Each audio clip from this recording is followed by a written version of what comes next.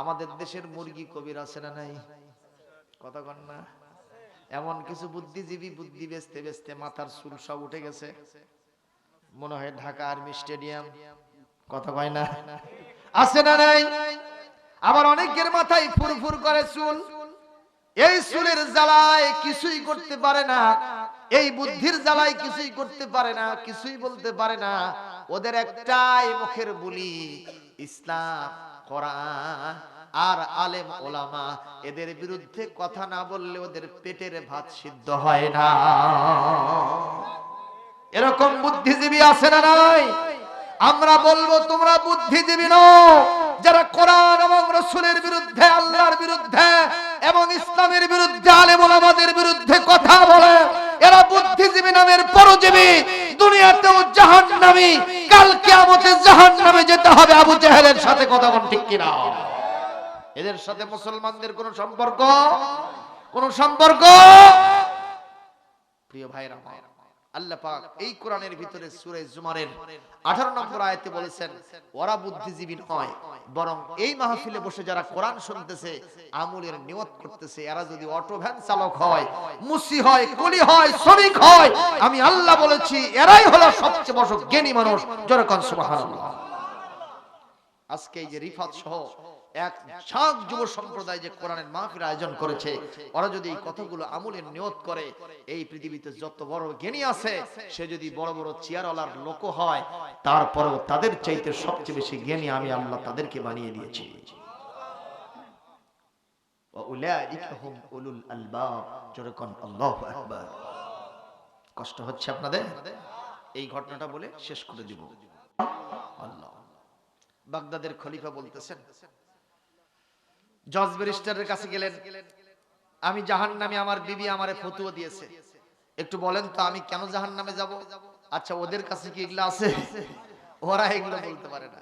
উনি এই জায়গা সে জায়গা সব জায়গায় ঘুরলেন, নিজেও গবেষণা করলেন, কিছু ধরা পড়ে না। এক পর্যায়ে চিন্তা করলেন, আমার সর্বশেষ ঠিকানা হলো হুজুর। কি কর? উনি সর্বশেষ বাগদাদের কেন্দ্রীয় জামে মসজিদের খতিব সাহেবের কাছে গিয়া আস্তে করে বসে পড়ছেন নামাজের পরে। সবাই চলে গেছে, কিন্তু বাগদাদের খলিফা সাহেব যায় না। ইমাম সাহেব পিছনে ফিরে যায়, খলিফা এরকম করে টুকতেছে, জিকির করতেছে, সালামু আলাইকুম রাহমাতুল্লাহ, আলাইকুম আসসালাম ওয়া রাহমাতুল্লাহ, ইয়া আইয়ুহাল মালিক লিমা জালাসতা হুনা আলআন হাত্তা আলআন, এতক্ষণ পর্যন্ত আপনি এখানে বসে আছেন, বাদা আদাইস সালাহ, নামাজ হয়ে গেছে তারপরে বসে আছেন কেন? বলছে, লি হাজাতুন শাদীদাতুন কবীরাতুন। এই কি হইছে?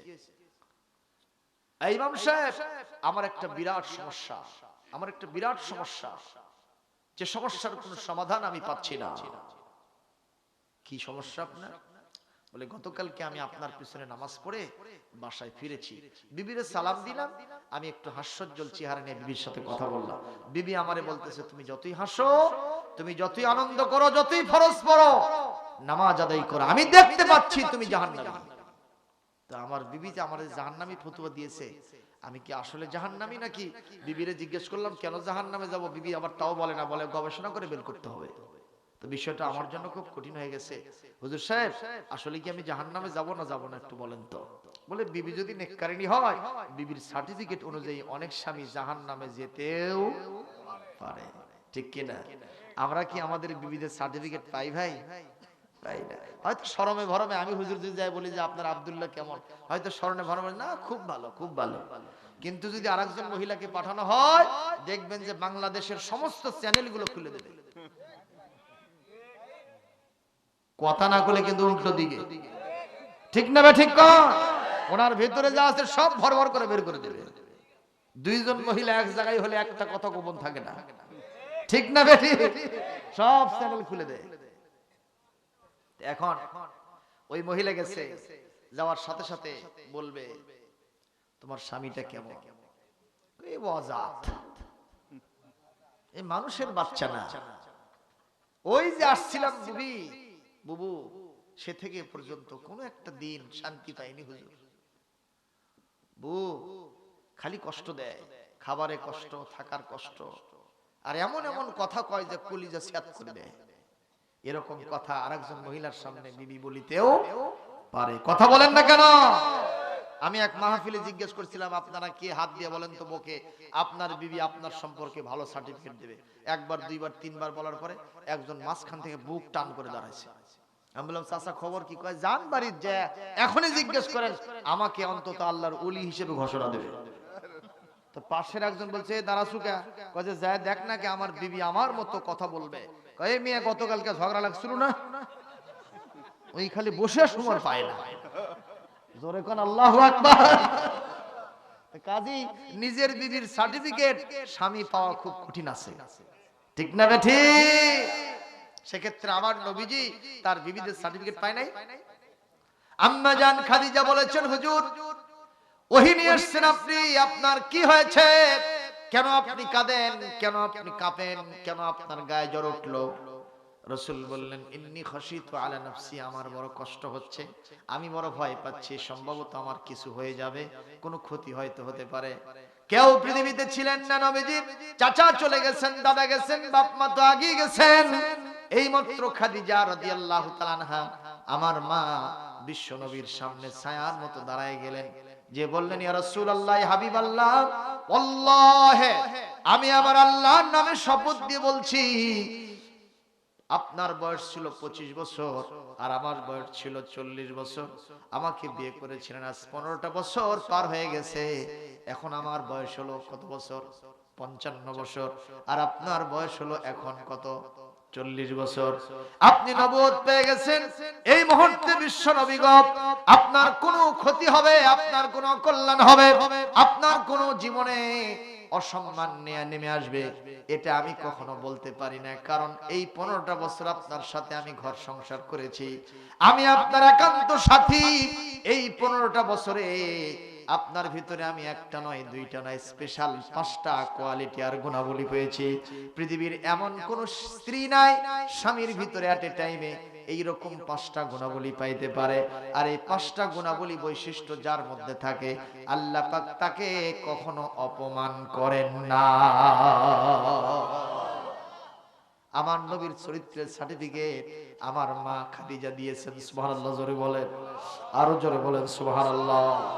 নবীজি বললেন, খাদিজা রে, এমন দিন আসবে তোমার পরনের ভালো একটা কাপড় থাকবে না। খাদিজা, এমন দিন আসবে একটা ভালো খাটে শুইতে পারবে না। খাদিজা রে, এমন দিন আসবে চুলায় আগুন জ্বলবে না, খাবার থাকবে না। খাদিজা, সেই দিন কি তোমার কোনো কষ্ট হবে না? কারণ ইসলাম গ্রহণ করার পরে, আমার বিবি হওয়ার পরে তোমার সঞ্চিত সমস্ত সম্পদ আমার কদম মোবারকে ঢেলে দিয়েছো। আমি তো সবগুলো দিনের জন্য ব্যয় করেছি, এখন তো হাতে কিছুই নাই। এরকম অভুক্ত অবস্থায়, বস্ত্রহীন অবস্থায় তুমি কি অশান্তিতে থাকবে না? তোমার কি কষ্ট হবে না? মা খাদিজা দু চোখের পানি ছেড়ে দিয়ে বলেন, ইয়া রাসূলুল্লাহ, সমাজ আমাকে কত গালি দিয়েছে, সমাজ আমার কত কত দুর্নাম করেছে। খাদিজা এত ধনাঢ্য মহিলা হয়ে, তাহেরা হয়ে, মুহাম্মাদের মতো একজন ছিন্নমূল মানুষকে স্বামী হিসেবে গ্রহণ করেছে। আমি সকলের বকুনি ঝকনি সহ্য করে আপনার মতো স্বামীকে আমার কলিজার সাথে বরণ করে নিয়েছি। নিঃসন্দেহে খাবার না থাকলে ভবিষ্যতে কষ্ট হবে, পরনে কাপড় না থাকলে কষ্ট হবে, ভালো একটা বিছানা না থাকলে দুনিয়াবি সুখ শান্তি থাকবে না, আমার কষ্ট হবে। কিন্তু মনের মধ্যে কষ্ট উদয় হওয়ার সাথে সাথে আল্লাহর নামের শপথ দিয়ে বলি, বিশ্বনবীর চাঁদ মুখখানা মহব্বতের সাথে একবার দেখে নিব, আমার সমস্ত কষ্ট, ব্যথা, বেদনা মন থেকে মুছে দিবে। জোরে বলেন আল্লাহু আকবার, আরো জোরে বলেন আল্লাহু আকবার। এই তো আমার সোনার নবীজি, যার সম্পর্কে বিবিরা পর্যন্ত সার্টিফিকেট দিয়েছেন। সেক্ষেত্রে বাগদাদের খলিফা হারুনকে সেই সার্টিফিকেট বিবি দেয় না, ঠিক না? ঠিক কোন? আহারে, আল্লাহর নবী বলেছেন, কোন স্বামী যদি মারা যায়, তার বিবি যদি তার সম্পর্কে ভালো সার্টিফিকেট দেয়, স্বামী জান্নাতে যাবে। আবার যদি এই পৃথিবীতে কোন স্ত্রী মারা যায় আর স্বামী যদি তার সম্পর্কে ভালো সার্টিফিকেট দেয়, সাক্ষ্য দেয়, ওই স্ত্রী সরাসরি আল্লাহর জান্নাতে চলে যাবে, বলেছেন বিশ্ব নবী জনাবে মুহাম্মদুর রাসূলুল্লাহ। যেরকম সুবহানাল্লাহ। এজন্য স্বামী স্ত্রীর ভালো ব্যবহার দরকার আছে না নাই? মা বোনের আজ খুব খুশি হয়ে গেছে, বক্তা আছে বাবা একটা, কি কষ্ট হচ্ছে আপনাদের? আর আপনারা বলতেছেন যে সব খুশি ওইদিকে দিল, আমাদের কি? এবার একটু মা বোনদের দিকে দিই, কথা কন না কেন? মা বোনদের কিছু দায়িত্ব আছে না? একজন বিবির তিনটা কোয়ালিটি থাকবে। কয়টা? আর জোরে হলো না, সবাই বলেন। এবার থামেন। আর এগুলো স্লোগান দিলে একটু মনে থাকে, ঠিক না? আর একটু জজবা হয়। ও এই গাছের একটা ডাল নামতেছে না, কিসের ডাল? তো গাছেরা যারা গাছ কাটে ওখানে একটা রসা টানায় বলে, এ মারো টান, আরো জোরে, সবাই মারো, জোরছে মারো। এই যে হেইও মারতেছে, এটা কি কোরআন হাদিসে আছে? তো এর মাধ্যমে কি হচ্ছে? শক্তি বেড়ে যাচ্ছে, ঠিক না বে ঠিক কোন? আল্লাহর নবীর একটা স্লোগান ছিল, ইজা তাকাল্লামা বিকালিমাতিন আদাহা সালাসা মাররাতিন। আমার বিশ্ব নবী যখন কথা বলতেন একটা কথা তিনবার বলতেন, যাতে বিশ্ব নবীর কোনো কথা উম্মতের জন্য মিসিং না হয়। মিসিং লিংক হলে উম্মতের জন্য সংবিধানের একটা ধারা বাতিল হয়ে যাবে, উম্মতের জন্য এত পরিমাণে ক্ষতি হবে যার ক্ষতিপূরণ দেওয়া কখনো সম্ভব হবে না। সুবহানাল্লাহ, জোরে কর। কষ্ট হচ্ছে ভাইজান? এইজন্য একটু স্লোগান দিলাম। আমাদের মা বোনদের স্পেশাল কোয়ালিটি কয়টা থাকবে? এক নম্বর কোয়ালিটি, ইজা নাজারতাহা সাররাতকা। তুমি তোমার বিবিরে যখন দেখবা তোমার চেহারাটা আনন্দে নেচে উঠবে, মনটা আনন্দে নেচে উঠবে, সুবহানাল্লাহ। আর দুই নম্বর, ওইজা আমারতাহা আতাআতকা। বিবিরে যখন কোনো নির্দেশ করবা সঙ্গে সঙ্গে বিবি সেটা মেনে নেবে, সুবহানাল্লাহ কোন। আর তিন নম্বর, ওয়াইজা গিবতানহা হাফিজাতকা ফি মালিকা ওয়া আহলিকা ওয়া ইরজিকা কামা ক্বালান নবী সাল্লাল্লাহু আলাইহি ওয়াসাল্লাম। আপনি যখন বাড়িতে থাকবেন না, সফরে গেছেন, ব্যবসায় গেছেন, চাকরিতে গেছেন, কৃষি কাজে গেছেন, বাড়িতে যদি বিবি থাকে মনে করবেন আমি নাই, কিন্তু আমার একটা অর্ধাঙ্গিনী আছে। আমি না থাকলেও আমার বিবি আমার সংসার গোছাবে, বাচ্চা কাচ্চা দেখবে, আমার সম্পদ কখনো নষ্ট করবে না। আর আমার শ্রেষ্ঠ সম্পদ আমার বিবি, কখনো আমার বিছানায় পরপুরুষকে বসাবে না, কোনো পরকীয় প্রেম করবে না। এটা হবে আমার বিবির প্রতি বিশ্বাস, আস্থা। আল্লাহর নবী বলেন, এইরকম তিনটা কোয়ালিটি সম্পন্ন বিবি যদি কোনো স্বামী পেয়ে থাকে, এ বিবি পায় না, স্ত্রী পায় নাই, আস্ত জান্নাতের হুর পরি তার বিছানার ভিতরে, ঘরের ভিতরে ধরা দিয়েছে। কিন্তু এই গুণাবলী কি আছে? অনেকের পরিবারেই নাই। আমার সামনে এক মুসল্লি বলতেছে, হুজুর কি আর বলবো, যখন অফিসে যাই 100 বার ফোন দেই কিন্তু আমার ফোন ধরে না, বিবি ফোন ধরে না। পরে বাসায় গিয়ে যখন কল লিস্ট দেখি আমারটা ধরেনি, আরেকটা কারবারটা ধরছে। জোরে কর নাউজুবিল্লাহ। কারটা ধরছে? কয় বল্টু মিয়া। এরকম বল্টু মিয়া আছে না নাই? আরে স্বামী বাড়িতে পৌঁছেছে, এতগুলো বাজার ঘাট করে নিয়ে, স্ত্রী বের হচ্ছে ট্যাপ ট্যাপ ট্যাপ ট্যাপ করে, আলট্রা মডার্ন, একেবারে মাথার চুল ছেড়ে দিয়েছে, পেট পিট বের করেছে, হাই হিল পরে ট্যাপ ট্যাপ ট্যাপ ট্যাপ করে বের হচ্ছে। এই অক্সিজেন বেগম কই যাও? কই যে কথা কম, আমার ওই যে বগুড়া খোকন পার্কে পার্টি আছে, তুমি বাসায় ঢোকো, আমি আসি। চলে গেল, এতিমের মতো দাঁড়ায় থেকে দেখে খাওয়ার কিছু ক্ষমতা নাই। আরো একটু অগ্রসর হয়, মেয়েটা বের হচ্ছে আলট্রা আলট্রা মডার্ন। শুধু আলট্রা মডার্ন নয়, ওরটাও বুকে কাপড় ছিল, ওর বুকেও কাপড় নেই, মাথায় তো নাই, সফান সফা, আটো শাটো পাতলা ফিনফিনে পড়ে, এরকম টিকটিকি মার্কা হাই হিল পরছে, বের হয়ে যাচ্ছে, মাথার চুল ছেড়ে দিয়ে বলছে, মা ঝনঝটি বেগম কই যাও মা? কয় বাবা কথা কম কাজ বেশি, সুখ দুঃখ পাশাপাশি। বাবা তুমি বাসায় ঢোকো, আমার পার্টি আছে সেই ওয়ান্ডারল্যান্ডে, ওয়ান্ডারল্যান্ডে আমি ওখানে যাচ্ছি, আমার বন্ধু অপেক্ষা করতেছে, সেখানে যাইতে হবে। চলে গেল। কিছুক্ষণ পর সামনে দেখতেছে ছেলেটা বের হচ্ছে, ছেলেটার নাম হলো মোহাম্মদ সাগর হোসেন। কি নাম? সাগর বের হচ্ছে মহাসমুদ্রের রূপ নিয়ে, চোখগুলো বড় বড়, মাথার চুলগুলো দেখলে মনে হচ্ছে ভল্লুক, আর হাতের নখগুলো দেখলে মনে হচ্ছে উল্লু। এমন বড় বড় চোখ বের করে বের হয়, বাপকে দেখেও তো ভয় লাগছে, কথা বলতে পারে না। বাবা কই যাও রে? আব্বা কথা কম কাজ বেশি, সুখ দুঃখ পাশাপাশি, আপনি ভেতরে ঢোকেন, আমার গার্লফ্রেন্ড ওই বগুড়া বোটানিক্যাল গার্ডেন নাকি ঢাকায় আছে, সেখানে অপেক্ষা করতেছে, ওখানে আমার যেতে হবে। চিৎকার দিয়ে বলেন নাউযুবিল্লাহ। এই যে বাজার ঘাট যা কিছু আছে বাসায় নিয়ে ঢুকলো, কিছুই নাই, গোটা বাড়িটা শূন্য। প্রিয় ভাইয়েরা আমার, এরকম স্ত্রী অনেকের বাড়িতে আছে না নাই? এই বাড়িটা বাড়ি নয়, শান্তির নিবাস নয়, এটা হলো জাহান্নামের টুকরা। অথচ আল্লাহ কোরআনে কারীমে সূরাতুর রুমের 21 নম্বর আয়াতের ভিতরে বলেছেন, লিতাসকুনা ইলাইহা, বিবি দিলাম এই জন্য সারা দিন মাঠে ঘাটে পথে প্রান্তরে পেশাজীবীর দায়িত্ব পালন করেছো, কাজ করেছো, যখন বাসায় ফিরবা স্ত্রীকে দেখার সাথে সাথে তার ব্যবহারের কারণে তোমার মনটা আনন্দে নেচে উঠবে, শান্তির আলোয় তোমার বুকের ভিতরে চলে আসবে। আস্তে করে তুমি দুইজনে বেডে যখন চলে যাবা, স্বর্গীয় আনন্দ আর সুখ শান্তি তোমার বিছানার ভিতরে আল্লাহ পাক দিয়ে দিবেন। যেরকম সুবহানাল্লাহ। নির্দেশ কার? আর স্ত্রী কখনো স্বামীর নাম ধরে ডাকবে না। আমাদের দেশের নাম ধরে ডাকাটা কি আছে না নাই? এক স্ত্রী তার স্বামীকে ডাকতেছে, এই টুটুল, টুটুল। কি নাম ধরে ডাকলো? টুটুল। টুটুল তখন আর বন্ধুদের সাথে গল্প করতেছিল। কার সাথে গল্প করতেছে?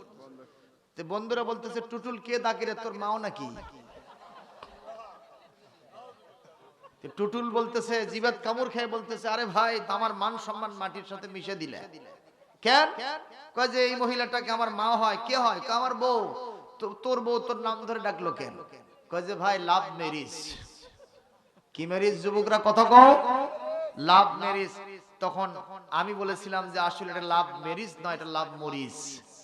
কি মরিচ? তা আবার কারেন্ট মরিচ। যেরকম কি মরিচ? কারেন্ট মরিচ। যারা ভালোবেসে বিবাহ শাদী করেছো, বাবা মাকে ফাঁকি দিয়েছো, কসম আল্লাহর কোরআন হাতে রেখে বলছি, এটা লাভ ম্যারেজ নয়, লাভ মরিচ। তাও কারেন্ট মরিচ।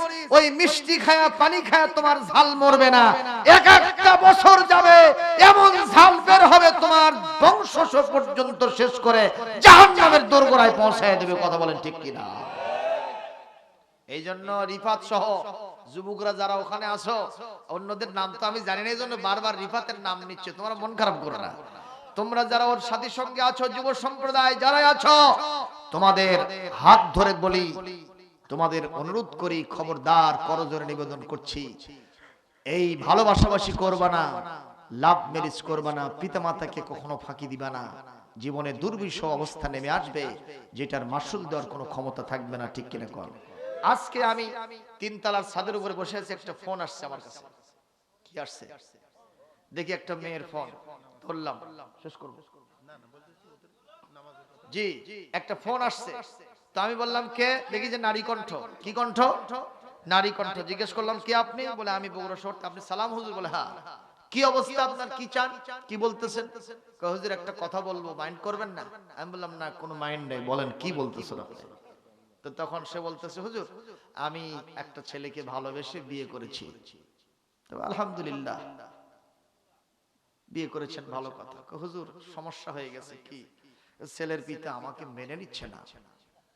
তো মেনে নিচ্ছে না, মেনে নেওয়ার ব্যবস্থা করেন। হুজুর আচ্ছা সেটা করবনি, কিন্তু একটা ব্যাপার হয়ে গেছে, আমি তো খুব ভালোবাসতাম ওরে, ও আমারে খুব ভালোবাসতো, এখন বিয়ের পর শুনেছি ওর আরেকটা বউ আছে। আমি বললাম জোরে কোন সুবহানাল্লাহ। আমি ফোনেই বললাম যে জোরে কোন সুবহানাল্লাহ। ও আবার বলতেছে হুজুর এটা কি করলেন? মানে এটাই তো কম, আপনি ওর বাপ মাকে ফাঁকি দিয়েছেন, আপনার বাপ মাকে ফাঁকি দিয়েছেন, ছোট থেকে বড় করতে পারলো যারা, আজকে পর হয়ে গেল তারা। কথা বলেন না কেন? এত কাঠখড়ি পড়ায়া একটা সন্তানকে মানুষ পান করলো, বিবাহের সময় বাপ মাকে টাইম দিলেন না, এটা কি কাজ করেছেন? এই অবস্থা তো আপনার হবেই ভবিষ্যতে। এখনই যে ঠকাটা ঠকছেন, এরপরে আরো যে কত ঠকবেন, সে ঠকার কোনো মাসুল আপনি দিতে পারবেন না। এই কয়ে আস্তে করে ফোনটা কেটে দিয়েছি। এই জন্য আজকে নগদ ওয়াজ করে গেলাম, টাটকা খবর, কোরআন হাতে রেখে বলছি। ফোন আমার কাছে আসছিল, আমি আজকে কথা বলেছি। যুবকদেরকে বলবো, খবরদার এই অবৈধ পথে পা বাড়ানো যাবে না। কোনো অক্সিজেন বেগম, ঘষেটি বেগম কোনো চান্স দেওয়া যাবে না। উইদাউট ম্যানেজ সিস্টেম, কেবল মাত্র বিবাহের মাধ্যমে এই কাজ হবে। নির্দেশ জারি করেছেন কে? আরো জোরে বলেন কে? এইজন্য আমরা যারা অভিভাবক আছি তাদের উদ্দেশ্যে বলবো, বিবাহটাকে সহজ করবেন, বিবাহটা কঠিন করবেন না। এই দিহানার আনুষ্কার ভিতরে যে ঘটনা ঘটলো, আজকে সমাজ তেমন কথা তাদের বিরুদ্ধে বলে নাই, কিন্তু যদি তারা বিবাহ শাদী করত, আমার সমাজ, আমার দেশের আইন বাদশাহদার বলতো বাল্য বিয়ে হয়েছে, ওই বরের পিতাকেও ধরো, মেয়ের পিতাকেও ধরো, জেলখানায় ঢুকাও। এই উল্টা পাল্টা কাজ না করে আমার মনে হয় বিবাহ শাদী ব্যবস্থা সহজ করে দিতে হবে, তাতে জেনাটা কঠিন হয়ে যাবে, জেনার অবস্থা এই দেশ থেকে দূর হয়ে যাবে। জোরে বলেন ইনশাআল্লাহ। কথা ঠিক? এই মুহূর্তে ইমাম সাহেবকে বলতেছেন, আমি এটা স্বপ্নে দেখলাম। কষ্ট হচ্ছে আপনাদের? তো আমি আপনার কাছে এসেছি, আপনি আমাকে বলেন, আমার বিবি আমাকে জাহান্নামী বলল, কোন কারণে? আমি কি সত্যি জাহান্নামী না জান্নাতে? একটু মেহেরবানি করে বলে দেন। উনি বলতেছেন, একটু সময় আমাকে দিতে হবে। আচ্ছা, সময় দিলাম। ইমাম সাহেব আস্তে করে একটু চোখ বন্ধ করছেন। কি বন্ধ করছেন ভাই? জোরে বলেন। আমি কিন্তু শুরুতেই বলেছি, সূরা নাহলের 43 নম্বর, সূরা আম্বিয়ার 7 নম্বর, আল্লাহ বলেছেন, ফাসআলু আহলাজ যিকরি ইন কুনতুম লা তা'লামুন। যদি কিছু না জানো, না বোঝো, ইমাম সাহেবদেরকে, হুজুরদেরকে জিজ্ঞেস করো, আমার কোরআন থেকে সব সমস্যার সমাধান দিয়ে দেবে। সুবহানাল্লাহ, জোরে কোন। ইমাম সাহেব আস্তে করে চক্ষু বন্ধ করছেন, ওনার জ্ঞানের দরওয়াজা খুলে দিয়েছেন কে? উনি বলতেছেন, বাগদাদের খলিফা, আমি আপনাকে জিজ্ঞেস করতে চাই, জীবনে এমন কোন গুনাহে কবিরা, বড় বড় গুনার কাজ, আল্লাহদ্রোহী কাজ করতে যাচ্ছিলেন, হঠাৎ করে আল্লাহর কথা মনে পড়ে গেছে, হঠাৎ করে জাহান্নামের ভয় আপনার কলিজার মধ্যে ঢুকে গেছে, আপনি সেই খারাপ কাজে যান নাই, ওই খারাপ কাজটা আল্লাহর ভয়তে, জাহান্নামের ভয়তে পরিত্যাগ করেছেন, এরকম কোন কাজ কি আপনার জীবনে কখনো ঘটেছে? সঙ্গে সঙ্গে বাগদাদের খলিফা হারুন আস্তে করে মাথা নিচু করলেন, চক্ষু বন্ধ করলেন, ওনার বুদ্ধিটা খেলে গেল। উনি বললেন, ইমাম সাহেব, সত্যি করে বলছি, আমার বয়স যখন 25 বছর। কত বছর? যুবক না বুড়া? সবাই বলেন। এই 25 বছরের সময় আমি একদিন রাস্তা দিয়ে হাঁটছিলাম, হঠাৎ করে আমার সাথে ডানে বামে সামনে পেছনে কোনো মানুষ ছিল না, একা একা হাঁটতেছিলাম। আমি অত্যন্ত তাগড়া যুবক মানুষ, চোখ ধাঁধানো, মন মাতানো পোশাক তখন পরতাম। হঠাৎ করে রাস্তার ভিতরে একজন নির্জন, এই নির্জন অবস্থায় একজন যুবতী মহিলা, যার মাথা থেকে পা পর্যন্ত সৌন্দর্যের চিহ্ন, আহারে তেমন কোন পোশাক আদি তার শরীরে ছিল না। মহিলাটা দৌড়ে এসে আমার সামনে দাঁড়ায় বলতেছে, বাগদাদের এই সুপুরুষ হারুন রে, আমি ওই জানালার উপর থেকে কতদিন তোমার চেহারা দেখেছি, রাস্তা দিয়ে তুমি যাও, মনে মনে তোমার প্রতি আমার ভালোবাসা জেগেছে, আমি তোমার সাথে প্রেম করতে চাই, কিন্তু তোমার সাথে সফর সঙ্গী হিসেবে কয়েকজন মানুষ থাকে, আজকে যখন কেউ ছিল না, এই মুহূর্তে দিস ইজ দ্য মোমেন্ট, এটা আমার জন্য সুবর্ণ সুযোগ মনে করে তোমার সামনে আমি হাজির হয়ে গেছি। এই মুহূর্তে তোমার সামনে আমি দণ্ডায়মান, আমি আমার জীবন যৌবন পুরোটাই তোমার সামনে উইল করে দিলাম, দান করে দিলাম, তুমি ইচ্ছা মতো আমারে ব্যবহার করো, আমাকে উপভোগ করো, আমার কোনো অবজেকশন থাকবে না, আমার কোনো আপত্তি থাকবে না। হুজুর, এই কথা যখন মহিলা বলেছেন, আমি সত্যি তাকায় দেখলাম আমার সামনে ডানে বামে কেউ নাই, সামনে পিছনে কেউ নাই মহিলা ছাড়া। হঠাৎ করে মন চাচ্ছিল মহিলাটাকে আমি ঝাপটে ধরে আমার মনের খায়সাতটা পূরণ করি, কিন্তু হঠাৎ করে আমার চোখের সামনে দাঁড়ায় গেছে ওই সূরা বানী ইসরাঈলের 32 নম্বর আয়াত, আমার সামনে দাঁড়ায় গেছে কোরআন শরীফের সূরা মুমিনের আয়াত, আমার সামনে দাঁড়ায় গেছে সূরাতুল আনামের 103 নম্বর আয়াত। আল্লাহ পাক বলেছেন, লা তুদরিকুহুল আবসার ওয়া হুয়া ইউদরিকুল আবসার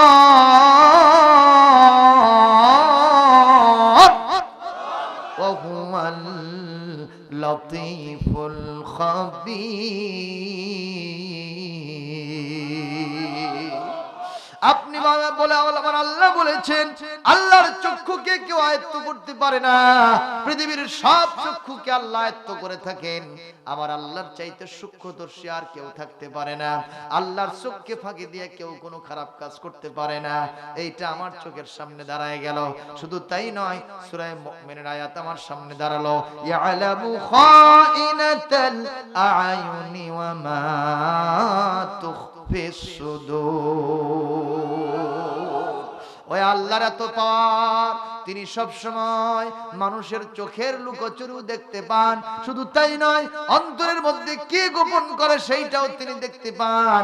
আমার চোখের সামনে দাঁড়িয়ে গেল, ওয়ালা তাকরাবুজ জিনা ইন্নাহু কানা ফাহিশাতাও ওয়া সাআ সাবিলা। জিনা করা তো দূরের কথা, জিনার নিকটবর্তী হয় না, বড় খারাপ কাজ এইটা। আবার তখন মনের ভিতরে দানা বেঁধে উঠলো, বিবাহ বহির্ভূত অবস্থায় কোনো মেয়ের সাথে খারাপ কাজ করা যায় না, যায় না। এই মুহূর্তে আমি এই কথা মনের মধ্যে উদয় হওয়ার সাথে সাথে ওই মহিলাকে দু পায়ে লাথি মেরে রাস্তায় ফেলে দিয়া আমি আমার আল্লাহর দিকে ছুটে চলেছিলাম। একটু জোরে সুবহানাল্লাহ বলেন। কাজটা ভালো না খারাপ? জোরে বলেন। হুজুর, এই একটা কাজ ছাড়া আমার জীবনে আর ভালো কাজ আমি তেমন দেখতেছি না হুজুর। এটা এখন কেমন কাজ হলো আপনি বলেন। সঙ্গে সঙ্গে ইমাম সাহেবের চক্ষু দিয়ে দর দর করে পানি পড়ে যায়। ইমাম সাহেব বলতেছেন, হুজুর, বাগদাদের খলিফা হারুন, আমি কোরআন শরীফ ছুঁয়ে বলছি, আপনি আপনার বিবিকে গিয়ে এই মুহূর্তে ফতোয়া দিয়ে দেন, আপনি জাহান্নামে যাবেন না, যাবেন না, বরং আপনি জান্নাতে যাবেন। আপনার জন্য একটা নয়, একটা নয়, মহান আল্লাহ সুবহানাহু ওয়া তাআলা অন্তত 2টা জান্নাত রেডি রেখেছে। কয়টা জান্নাত? আরো জোরে বলেন, কয়টা জান্নাত? এই মুহূর্তে খলিফা হারুন বলেন, দেখি কোন আয়াত দিয়ে আপনি আমারে ফতোয়া দিলেন, সে আয়াতটা একটু জানতে চাই। উনি বললেন 27 পারার সূরাতুর রহমান, আয়াত নাম্বার হলো 46। কত নম্বর? পড়ব আয়াতটা? পড়ব? কষ্ট হবে না তো? আল্লাহু আকবার বলতে পারবেন? এইবার পড়তেছে, শুনেন। আল্লাহ পাক বলেন, আহা ওয়ালিমান খাফা মাকাম রাব্বিহি